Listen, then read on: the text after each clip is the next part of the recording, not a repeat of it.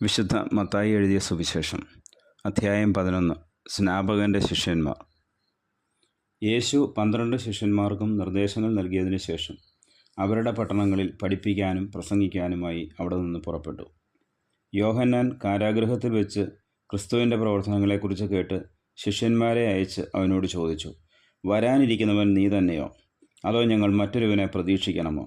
യേശു പറഞ്ഞു, നിങ്ങൾ കേൾക്കുന്നതും കാണുന്നതും പോയി യോഹന്നാനെ അറിയിക്കുക. അന്ധന്മാർ കാഴ്ച പ്രാപിക്കുന്നു, മുടന്തന്മാർ നടക്കുന്നു, കുഷ്ഠരോഗികൾ ശുദ്ധരാക്കപ്പെടുന്നു, ബധിരർ കേൾക്കുന്നു, മരിച്ചവർ ഉയർപ്പിക്കപ്പെടുന്നു, ദരിദ്രരോട് സുവിശേഷം പ്രസംഗിക്കപ്പെടുന്നു. എന്നിൽ ഇടർച്ച തോന്നാത്തവൻ ഭാഗ്യവാൻ. സ്നാപകനെക്കുറിച്ച് സാക്ഷ്യം. അവർ പോയതിനു ശേഷം യേശു ജനക്കൂട്ടത്തോട് യോഹന്നാനെക്കുറിച്ച് സംസാരിക്കാൻ തുടങ്ങി. എന്ത് കാണാനാണ് നിങ്ങൾ മരുഭൂമിയിലേക്ക് പോയത്? കാറ്റത്തുലയുന്ന ഞാങ്ങണയോ? അല്ലെങ്കിൽ വേറെ എന്ത് കാണാനാണ് നിങ്ങൾ പോയത്? മൃദുല വസ്ത്രങ്ങൾ ധരിച്ച മനുഷ്യനെയോ? മൃദുല വസ്ത്രങ്ങൾ ധരിക്കുന്നവർ രാജകൊട്ടാരങ്ങളിലാണ് ഉള്ളത്. അല്ലെങ്കിൽ പിന്നെ എന്ത് കാണാനാണ് നിങ്ങൾ പോയത്? പ്രവാചകനെ കാണാനോ? അതെ, ഞാൻ നിങ്ങളോട് പറയുന്നു, പ്രവാചകനേക്കാൾ വലിയവനെ തന്നെ. ഇവനെപ്പറ്റിയാണ് ഇങ്ങനെ എഴുതിയിരിക്കുന്നത്: ഇതാ, നിനക്ക് മുമ്പേ എൻ്റെ ദൂതനെ ഞാൻ അയക്കുന്നു. അവൻ നിൻ്റെ മുമ്പേ പോയി നിനക്ക് വഴിയൊരുക്കും. സത്യമായി ഞാൻ നിങ്ങളോട് പറയുന്നു, സ്ത്രീകളിൽ നിന്ന് ജനിച്ചവരിൽ സ്നാപക യോഹന്നാനേക്കാൾ വലിയവനില്ല. എങ്കിലും സ്വർഗരാജ്യത്തിലെ ഏറ്റവും ചെറിയവൻ അവനേക്കാൾ വലിയവനാണ്. സ്നാപക യോഹന്നാൻ്റെ നാളുകൾ മുതൽ ഇന്നുവരെ സ്വർഗരാജ്യം ബലപ്രയോഗത്തിന് വിഷയമായിരിക്കുന്നു. ബലവാന്മാർ അത് പിടിച്ചടക്കുന്നു. യോഹന്നാൻ വരെ സകല പ്രവാചകന്മാരും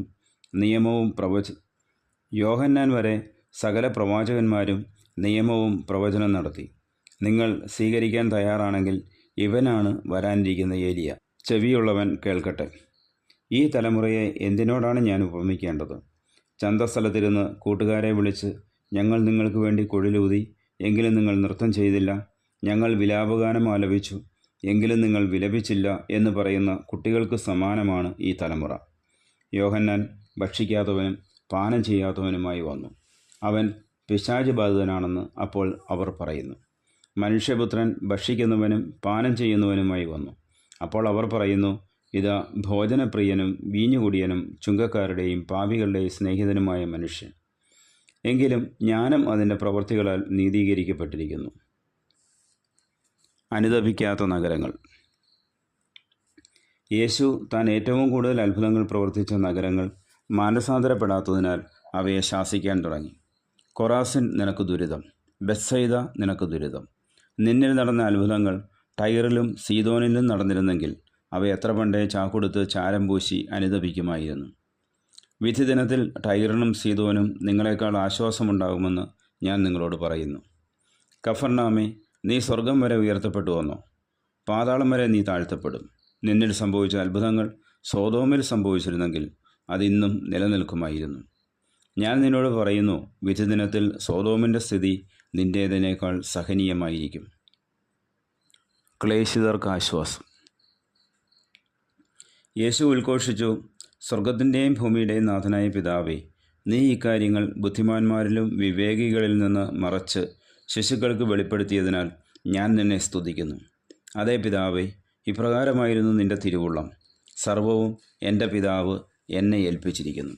പിതാവല്ലാതെ മറ്റാരും പുത്രനെ അറിയുന്നില്ല.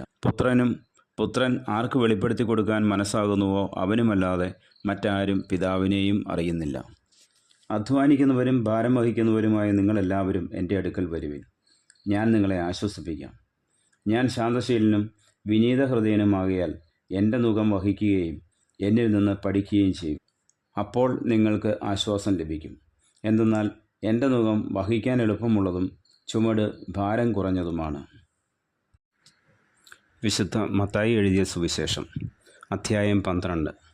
സാപത്തിനെക്കുറിച്ച് വിവാദം. അക്കാലത്ത് ഒരു സാപത്തിൽ യേശു ഗോതമ്പ് വയലിലൂടെ കടന്നു പോവുകയായിരുന്നു. അവൻ്റെ ശിഷ്യന്മാർക്ക് വിശന്നു. അവർ കതിരുകൾ പറിച്ച് തിന്നാൻ തുടങ്ങി. ഫരിസയർ ഇത് കണ്ട് അവനോട് പറഞ്ഞു, നോക്കൂ, സാപത്തിൽ നിഷിദ്ധമായത് നിൻ്റെ ശിഷ്യന്മാർ ചെയ്യുന്നു. അവൻ പറഞ്ഞു, വിശന്നപ്പോൾ ദാവീദും അനുചരന്മാരും എന്താണ് ചെയ്തതെന്ന് നിങ്ങൾ വായിച്ചിട്ടില്ലേ? അവൻ ദൈവഭവനത്തിൽ പ്രവേശിച്ച് പുരോഹിതന്മാർക്കല്ലാതെ തനിക്കോ സഹചരന്മാർക്കോ ഭക്ഷിക്കാൻ അനുവാദമില്ലാത്ത കാഴ്ചയപ്പം ഭക്ഷിച്ചതെങ്ങനെ? അല്ലെങ്കിൽ സാബത്ത് ദിവസം ദേവാലയത്തിലെ പുരോഹിതന്മാർ സാബത്ത് ലംഘിക്കുകയും അതേസമയം കുറ്റമറ്റവരായിരിക്കുകയും ചെയ്യുന്നത് എങ്ങനെയെന്ന് നിങ്ങൾ നിയമത്തിൽ വായിച്ചിട്ടില്ലേ? എന്നാൽ ഞാൻ നിങ്ങളോട് പറയുന്നു, ദേവാലയത്തേക്കാൾ ശ്രേഷ്ഠമായ ഒന്ന് ഇവിടെയുണ്ട്. ബലിയല്ല, കരുണയാണ് ഞാൻ ആഗ്രഹിക്കുന്നത് എന്നതിൻ്റെ അർത്ഥം മനസ്സിലാക്കിയിരുന്നെങ്കിൽ നിങ്ങൾ നിരപരാധരെ കുറ്റം വിധിക്കുമായിരുന്നില്ല. എന്തെന്നാൽ മനുഷ്യപുത്രൻ സാബത്തിൻ്റെയും കർത്താവാണ്. സാബത്തിൽ രോഗശാന്തി നൽകുന്നു. യേശു അവിടെ നിന്ന് യാത്ര തിരിച്ച് അവരുടെ സിനഗോഗിലെത്തി. അവിടെ കൈ ശോഷിച്ച ഒരുവനുണ്ടായിരുന്നു. യേശുവിൽ കുറ്റമാരോപിക്കണമെന്ന ഉദ്ദേശത്തോടെ അവർ അവനോട് ചോദിച്ചു, സാബത്തിൽ രോഗശാന്തി നൽകുന്നത് അനുവദനീയമാണോ? അവൻ പറഞ്ഞു, നിങ്ങളിൽ ആരാണ് തൻ്റെ ആട് സാബത്തിൽ കുഴിയിൽ വീണാൽ പിടിച്ചു കയറ്റാത്തത്? ആ ആടിനേക്കാൾ എത്രയേറെ വിലപ്പെട്ടവനാണ് മനുഷ്യൻ. അതിനാൽ സാബത്തിൽ നന്മ ചെയ്യുക അനുവദനീയമാണ്. അനന്തരം അവൻ ആ മനുഷ്യനോട് പറഞ്ഞു, കൈ നീട്ടുക. അവൻ കൈ നീട്ടി. ഉടനെ അത് സുഖം പ്രാപിച്ച് മറ്റേ കൈ പോലെയായി. ഫരിസേയർ അവിടെ നിന്ന് പോയി അവനെ നശിപ്പിക്കേണ്ടതെങ്ങനെയെന്ന് ആലോചന നടത്തി. ദൈവത്തിൻ്റെ തിരഞ്ഞെടുക്കപ്പെട്ട ദാസൻ. ഇത് മനസ്സിലാക്കിയ യേശു അവിടെ നിന്ന് പിൻവാങ്ങി. അനേകം പേർ അവനെ അനുഗമിച്ചു. അവരെ എല്ലാം അവൻ സുഖപ്പെടുത്തി. തന്നെ പരസ്യപ്പെടുത്തരുതെന്ന് അവൻ അവരോട് കൽപ്പിച്ചു. ഇത് യെശയ്യാ പ്രവാചകൻ വഴി അരുളി ചെയ്യപ്പെട്ടത് പൂർത്തിയാകുന്നതിന് വേണ്ടിയാണ്. ഇതാ ഞാൻ തിരഞ്ഞെടുത്ത എൻ്റെ ദാസൻ, എൻ്റെ ആത്മാവ് പ്രസാദിച്ച എൻ്റെ പ്രിയപ്പെട്ടവൻ. ഞാൻ അവൻ്റെ മേൽ എൻ്റെ ആത്മാവിനെ അയക്കും. അവൻ വിജാതീയരെ ന്യായവിധി അറിയിക്കും. അവൻ തർക്കിക്കുകയോ ബഹളം കൂട്ടുകയോ ഇല്ല. തെരുവീഥികളിൽ അവൻ്റെ ശബ്ദം ആരും കേൾക്കുകയില്ല. നീതിയെ വിജയത്തിലെത്തിക്കുന്നതുവരെ അവൻ ചതഞ്ഞ ഞാങ്ങണ ഒടിക്കുകയില്ല. പുകഞ്ഞ തിരി കെടുത്തുകയുമില്ല. അവൻ്റെ നാമത്തിൽ വിജാതീയർ പ്രത്യാശ വയ്ക്കും. യേശുവും ബെൽസെബൂലും. അനന്തരം അന്ധനും ഊമനുമായ ഒരു പിശാച് ബാധിതനെ അവർ യേശുവിൻ്റെ അടുത്ത് കൊണ്ടുവന്നു. യേശു അവനെ സുഖപ്പെടുത്തി. അവൻ സംസാരിക്കുകയും കാണുകയും ചെയ്തു. ജനക്കൂട്ടം മുഴുവൻ അത്ഭുതപ്പെട്ട് പറഞ്ഞു, ഇവനായിരിക്കുമോ ദാവീദിൻ്റെ പുത്രൻ? എന്നാൽ ഇത് കേട്ട ഫരിസേയർ പറഞ്ഞു, ഇവൻ പിശാചുകളുടെ തലവനായ ബെൽസെബൂലിനെ കൊണ്ട് തന്നെയാണ് പിശാചുക്കളെ ബഹിഷ്കരിക്കുന്നത്. അവരുടെ വിചാരങ്ങൾ മനസ്സിലാക്കിയ യേശു അവരോട് പറഞ്ഞു, അന്തഛിദ്രമുള്ള ഏത് രാജ്യവും നശിച്ചു പോകും. അന്തഛിദ്രമുള്ള നഗരമോ ഭവനമോ നിലനിൽക്കുകയില്ല. സാത്താൻ സാത്താനെ ബഹിഷ്കരിക്കുന്നെങ്കിൽ അവൻ തനിക്കെതിരായി തന്നെ ഭിന്നിക്കുകയാണ്. ആ സ്ഥിതിക്ക് അവൻ്റെ രാജ്യം എങ്ങനെ നിലനിൽക്കും? ബെൽസെബൂലിനെ കൊണ്ടാണ് ഞാൻ പിശാചുകളെ ബഹിഷ്കരിക്കുന്നതെങ്കിൽ നിങ്ങളുടെ പുത്രന്മാർ ആരെക്കൊണ്ടാണ് അവയെ ബഹിഷ്കരിക്കുന്നത്? അതുകൊണ്ട് അവർ നിങ്ങളുടെ വിധികർത്താക്കളായിരിക്കും. എന്നാൽ ദൈവാത്മാവിനെ കൊണ്ടാണ് ഞാൻ പിശാചുക്കളെ ബഹിഷ്കരിക്കുന്നതെങ്കിൽ ദൈവരാജ്യം നിങ്ങളിൽ വന്നു കഴിഞ്ഞിരിക്കുന്നു. അഥവാ ശക്തനായ ഒരു മനുഷ്യൻ്റെ ഭവനത്തിൽ പ്രവേശിച്ച് വസ്തുക്കൾ കവർച്ച ചെയ്യാൻ ആദ്യം തന്നെ അവനെ ബന്ധിക്കാതെ സാധിക്കുമോ? ബന്ധിച്ചാൽ കവർച്ച ചെയ്യാൻ കഴിയും. എന്നോട് കൂടെയല്ലാത്തവൻ എൻ്റെ എതിരാളിയാണ്. എന്നോടുകൂടെ ശേഖരിക്കാത്തവൻ ചിതറിച്ചു കളയുന്നു. അതുകൊണ്ട് ഞാൻ നിങ്ങളോട് പറയുന്നു, മനുഷ്യൻ്റെ എല്ലാ പാപവും ദൈവദൂഷണവും ക്ഷമിക്കപ്പെടും. എന്നാൽ ആത്മാവിനെതിരായ ദൂഷണം ക്ഷമിക്കപ്പെടുകയില്ല. മനുഷ്യപുത്രനെതിരായി ആരെങ്കിലും ഒരു വാക്ക് പറഞ്ഞാൽ അത് ക്ഷമിക്കപ്പെടും. എന്നാൽ പരിശുദ്ധാത്മാവിനെതിരായി ആരെങ്കിലും സംസാരിച്ചാൽ ഈ യുഗത്തിലോ വരാനിരിക്കുന്ന യുഗത്തിലോ ക്ഷമിക്കപ്പെടുകയില്ല. ഒന്നുകിൽ വൃക്ഷം നല്ലത്, ഫലവും നല്ലത്, അല്ലെങ്കിൽ വൃക്ഷം ചീത്ത, ഫലവും ചീത്ത. എന്തെന്നാൽ ഫലത്തിൽ നിന്നാണ് വൃക്ഷത്തെ മനസ്സിലാക്കുന്നത്. അണലി സന്തതികളെ, ദുഷ്ടരായിരിക്കെ നല്ല കാര്യങ്ങൾ പറയാൻ നിങ്ങൾക്ക് എങ്ങനെ കഴിയും? ഹൃദയത്തിൻ്റെ നിറവിൽ നിന്നാണല്ലോ അധരം സംസാരിക്കുന്നത്. നല്ല മനുഷ്യൻ നന്മയുടെ ഭണ്ഡാരത്തിൽ നിന്ന് നന്മ പുറപ്പെടുവിക്കുന്നു. ദുഷ്ടനാകട്ടെ തിന്മയുടെ ഭണ്ഡാരത്തിൽ നിന്ന് തിന്മ പുറപ്പെടുവിക്കുന്നു. ഞാൻ നിങ്ങളോട് പറയുന്നു, മനുഷ്യർ പറയുന്ന ഓരോ വ്യർത്ഥ വാക്കിനും വിധി ദിവസത്തിൽ കണക്ക് കൊടുക്കേണ്ടി വരും. നിന്റെ വാക്കുകളാൽ നീ നീതീകരിക്കപ്പെടും. നിന്റെ വാക്കുകളാൽ നീ കുറ്റം വിധിക്കപ്പെടുകയും ചെയ്യും. യോന പ്രവാചകൻ്റെ അടയാളം. അപ്പോൾ നിയമജ്ഞരിലും ഫരിസയരിലും പെട്ട ചിലർ അവനോട് പറഞ്ഞു, ഗുരു, നിന്നിൽ നിന്ന് ഒരടയാളം കാണാൻ ഞങ്ങൾ ആഗ്രഹിക്കുന്നു. അവൻ മറുപടി പറഞ്ഞു, ദുഷിച്ചതും അവിശ്വസ്തവുമായ തലമുറ അടയാളം അന്വേഷിക്കുന്നു. യോന പ്രവാചകൻ്റെ അടയാളമല്ലാതെ മറ്റൊരടയാളവും അതിന് നൽകപ്പെടുകയില്ല.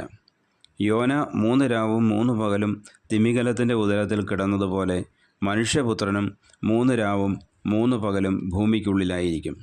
നിനവേ നിവാസികൾ വിധി ദിവസം ഈ തലമുറയോടൊത്ത് എഴുന്നേറ്റ് ഇതിനെ കുറ്റം വിധിക്കും. എന്തെന്നാൽ യോനായുടെ പ്രസംഗം കേട്ട് അവർ അനുതപിച്ചു.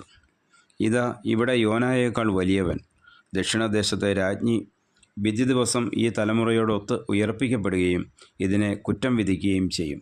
എന്തെന്നാൽ സോളമൻ്റെ വിജ്ഞാനം ശ്രവിക്കാൻ അവൾ ഭൂമിയുടെ അതിർത്തികളിൽ നിന്ന് വന്നെത്തി. ഇതാ, ഇവിടെ സോളമനേക്കാൾ വലിയവൻ. അശുദ്ധാത്മാവ് തിരിച്ചു വരുന്നു. അശുദ്ധാത്മാവ് ഒരു മനുഷ്യനെ വിട്ടുപോകുമ്പോൾ അത് ആശ്വാസം തേടി വരണ്ട സ്ഥലങ്ങളിലൂടെ അലഞ്ഞു നടക്കുന്നു, എന്നാൽ കണ്ടെത്തുന്നില്ല. അപ്പോൾ അത് പറയുന്നു, ഞാൻ ഇറങ്ങിപ്പോന്ന എൻ്റെ ഭവനത്തിലേക്ക് തിരിച്ചു ചെല്ലും. അത് മടങ്ങി വരുമ്പോൾ ആ സ്ഥലം ആളൊഴിഞ്ഞും അടിച്ചുവാരി സജ്ജീകരിക്കപ്പെട്ടും കാണുന്നു. അപ്പോൾ അത് പുറപ്പെട്ടു ചെന്ന് തന്നേക്കാൾ ദുഷ്ടരായ 7 ആത്മാക്കളെ കൂടി തന്നോടൊത്ത് കൊണ്ടുവരികയും അവിടെ പ്രവേശിച്ച് വാസമുറപ്പിക്കുകയും ചെയ്യുന്നു. അങ്ങനെ ആ മനുഷ്യൻ്റെ അവസാനത്തെ സ്ഥിതി ആദ്യത്തേതിനേക്കാൾ ശോചനീയമായി തീരുന്നു. ഈ ദുഷിച്ച തലമുറയ്ക്കും ഇതുതന്നെയായിരിക്കും അനുഭവം. യേശുവിൻ്റെ അമ്മയും സഹോദരരും. അവൻ ജനക്കൂട്ടത്തോട് പ്രസംഗിച്ചു കൊണ്ടിരുന്നപ്പോൾ അവൻ്റെ അമ്മയും സഹോദരരും അവനോട് സംസാരിക്കാൻ ആഗ്രഹിച്ച് പുറത്തു നിന്നിരുന്നു. ഒരുവൻ അവനോട് പറഞ്ഞു, നിൻ്റെ അമ്മയും സഹോദരരും നിന്നോട് സംസാരിക്കാൻ ആഗ്രഹിച്ച് പുറത്തു നിൽക്കുന്നു.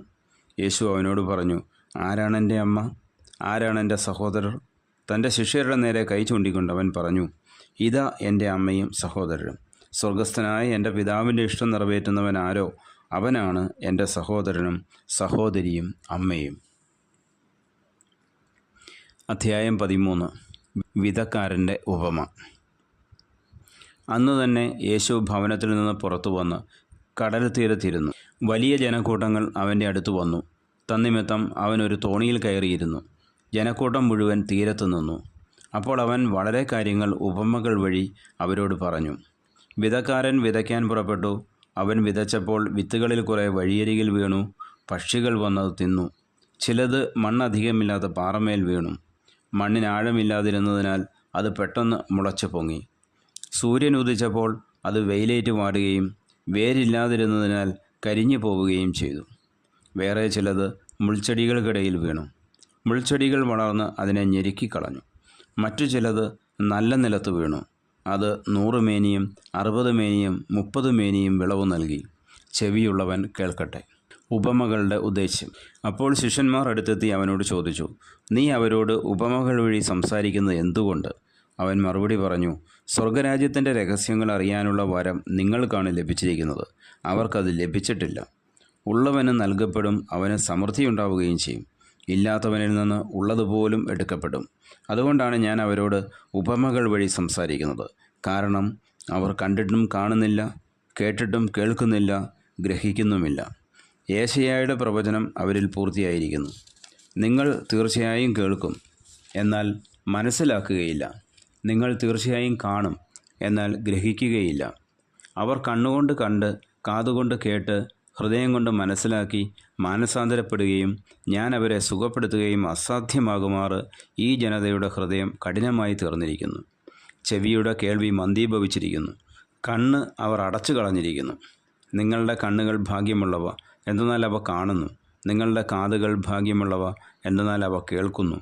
സത്യമായി ഞാൻ നിങ്ങളോട് പറയുന്നു, അനേകം പ്രവാചകന്മാരും നീതിമാന്മാരും നിങ്ങൾ കാണുന്നവ കാണാൻ ആഗ്രഹിച്ചു, എങ്കിലും കണ്ടില്ല. നിങ്ങൾ കേൾക്കുന്നവ കേൾക്കാൻ ആഗ്രഹിച്ചു, എങ്കിലും കേട്ടില്ല. വിതക്കാരൻ്റെ ഉപമ വിശദീകരിക്കുന്നു. അതിനാൽ വിതക്കാരൻ്റെ ഉപമ നിങ്ങൾ കേട്ടുകൊള്ളുവിൻ. രാജ്യത്തിൻ്റെ വചനം കേട്ടിട്ട് മനസ്സിലാകാതിരിക്കുന്നവനിൽ നിന്ന് അവൻ്റെ ഹൃദയത്തിൽ വിതയ്ക്കപ്പെട്ടത് ദുഷ്ടൻ വന്ന് അപഹരിക്കുന്നു. ഇതാണ് വഴിയരികിൽ വീണ വിത്ത്. വചനം കേട്ടിട്ട് ഉടനെ സസന്തോഷം സ്വീകരിക്കുകയും തന്നിൽ വേരില്ലാത്തതിനാൽ അല്പനേരം മാത്രം നിലനിന്നിട്ട് വചനത്തെ പ്രതി ക്ലേശവും പീഡയും ഉണ്ടാകുമ്പോൾ തൽക്ഷണം വീണുപോവുകയും ചെയ്യുന്നവനാണ് പാറമേൽ വീണ വിത്ത്. ഒരുവൻ വചനം ശ്രവിക്കുന്നു, എന്നാൽ ലൗകിക വ്യഗ്രതയും ധനത്തിൻ്റെ ആകർഷണവും വചനത്തെ ഞെരുക്കുകയും അത് ഫലശൂന്യമാവുകയും ചെയ്യുന്നു. ഇവനാണ് മുള്ളുകളുടെ ഇടയിൽ വീണ വിത്ത്. വചനം കേട്ട് ഗ്രഹിക്കുന്നവനാണ് നല്ല നിലത്ത് വീണ വിത്ത്. അവൻ 100 മേനിയും 60 മേനിയും 30 മേനിയും ഫലം പുറപ്പെടുവിക്കുന്നു. കളകളുടെ ഉപമ. മറ്റൊരു ഉപമ അവൻ അവരോട് പറഞ്ഞു. ഒരുവൻ വയലിൽ നല്ല വിത്ത് വിതയ്ക്കുന്നതിനോട് സ്വർഗരാജ്യത്തെ ഉപമിക്കാം. ആളുകൾ ഉറക്കമായപ്പോൾ അവൻ്റെ ശത്രുവ് വന്ന് ഗോതമ്പിനിടയിൽ കള വിതച്ചിട്ട് കടന്നു കളഞ്ഞു. ചെടികൾ വളർന്ന് കതിരായപ്പോൾ കളകളും പ്രത്യക്ഷപ്പെട്ടു. വേലക്കാർ ചെന്ന് വീട്ടുടമസ്ഥനോട് ചോദിച്ചു, യജമാനനെ, നീ വയലിൽ നല്ല വിത്തല്ലേ വിതച്ചത്? പിന്നെ കളകളുണ്ടായത് എവിടെ നിന്ന്? അവൻ പറഞ്ഞു, ശത്രുവാണിത് ചെയ്തത്. വേലക്കാർ ചോദിച്ചു, ഞങ്ങൾ പോയി കളകൾ പറിച്ചു കൂട്ടട്ടെ? അവൻ പറഞ്ഞു, വേണ്ട, കളകൾ പറിച്ചെടുക്കുമ്പോൾ അവയോടൊപ്പം ഗോതമ്പ് ചെടികളും നിങ്ങൾ പിഴുതു കളഞ്ഞെന്ന് വരാം. കൊയ്ത്തുവരെ അവ രണ്ടും ഒരുമിച്ച് വളരട്ടെ. കൊയ്ത്തുകാലത്ത് ഞാൻ കൊയ്ത്തുകാരോട് പറയും, ആദ്യമേ കളകൾ ശേഖരിച്ച് തീയിൽ ചുട്ടുകളയുവാൻ അവ കെട്ടുകളാക്കി വയ്ക്കുവിൻ. ഗോതമ്പ് എൻ്റെ ധാന്യപ്പുരയിൽ സംഭരിക്കുവിൻ. കടുകുമണിയുടെയും പുളിമാവിൻ്റെയും ഉപമ. വേറൊരു ഉപമ അവൻ അവരോട് പറഞ്ഞു. സ്വർഗരാജ്യം ഒരുവൻ വയലിൽ പാകിയ കടുകുമണിക്ക് സദൃശം. അത് എല്ലാ വിത്തിനെയുംകാൾ ചെറുതാണ്. എന്നാൽ വളർന്നു കഴിയുമ്പോൾ അത് മറ്റു ചെടികളേക്കാൾ വലുതായി ആകാശപ്പറവകൾ വന്ന് അതിൻ്റെ ശിഖരങ്ങളിൽ ചേക്കേറാൻ തക്കവിധം മരമായി തീരുന്നു. മറ്റൊരു ഉപമ അവൻ അവരോട് അരുളി ചെയ്തു. 3 ഇടങ്ങഴി മാവിൽ അത് പുളിക്കുവോളം ഒരു സ്ത്രീ ചേർത്ത പുളിപ്പിന് സദൃശമാണ് സ്വർഗരാജ്യം. ഇതെല്ലാം യേശു ഉപമകൾ വഴിയാണ് ജനക്കൂട്ടത്തോട് അരുളി ചെയ്തത്. ഉപമകളിലൂടെ അല്ലാതെ അവനൊന്നും അവരോട് പറഞ്ഞിരുന്നില്ല. ഞാൻ ഉപമകൾ വഴി സംസാരിക്കും, ലോകസ്ഥാപനം മുതൽ നിഗൂഢമായിരുന്നവ ഞാൻ പ്രസ്താവിക്കും എന്ന പ്രവാചക വചനം പൂർത്തിയാകാനായിരുന്നു ഇത്. കളകളുടെ ഉപമ വിശദീകരണം. ജനക്കൂട്ടത്തെ പറഞ്ഞയച്ചിട്ട് അവൻ വീട്ടിലേക്ക് വന്നു. ശിഷ്യന്മാർ അവൻ്റെ അടുത്ത് വന്നപേക്ഷിച്ചു, വയലിലെ കളകളെ സംബന്ധിക്കുന്ന ഉപമ ഞങ്ങൾക്ക് വിശദീകരിച്ചു തന്നാലും. അവൻ ഉത്തരം പറഞ്ഞു, നല്ല വിത്ത് വിതയ്ക്കുന്നവൻ മനുഷ്യപുത്രനാണ്. വയൽ ലോകവും നല്ല വിത്ത് രാജ്യത്തിൻ്റെ പുത്രന്മാരും കളകൾ ദുഷ്ടൻ്റെ പുത്രന്മാരുമാണ്. അവ വിതച്ച ശത്രു പിശാചാണ്. കൊയ്ത്ത് യുഗാന്തമാണ്. കൊയ്ത്തുകാർ ദൈവദൂതന്മാരും. കളകൾ ശേഖരിച്ച് അഗ്നിക്ക് ഇരയാക്കുന്നത് എങ്ങനെയോ അങ്ങനെ തന്നെ യുഗാന്തത്തിലും സംഭവിക്കും. മനുഷ്യപുത്രൻ തൻ്റെ ദൂതന്മാരെ അയക്കുകയും അവർ അവൻ്റെ രാജ്യത്തു നിന്ന് എല്ലാ പാപഹേതുക്കളെയും തിന്മ പ്രവർത്തിക്കുന്നവരെയും ഒരുമിച്ച് കൂട്ടി അഗ്നികുണ്ഡത്തിലേക്ക് എറിയുകയും ചെയ്യും. അവിടെ വിലാപവും പല്ലുകടിയുമായിരിക്കും. അപ്പോൾ നീതിമാന്മാർ തങ്ങളുടെ പിതാവിൻ്റെ രാജ്യത്തിൽ സൂര്യനെ പോലെ പ്രശോഭിക്കും. ചെവിയുള്ളവൻ കേൾക്കട്ടെ. നമ്മുടെ കർത്താവായ മിശിഹായിക്ക് സ്തുതി.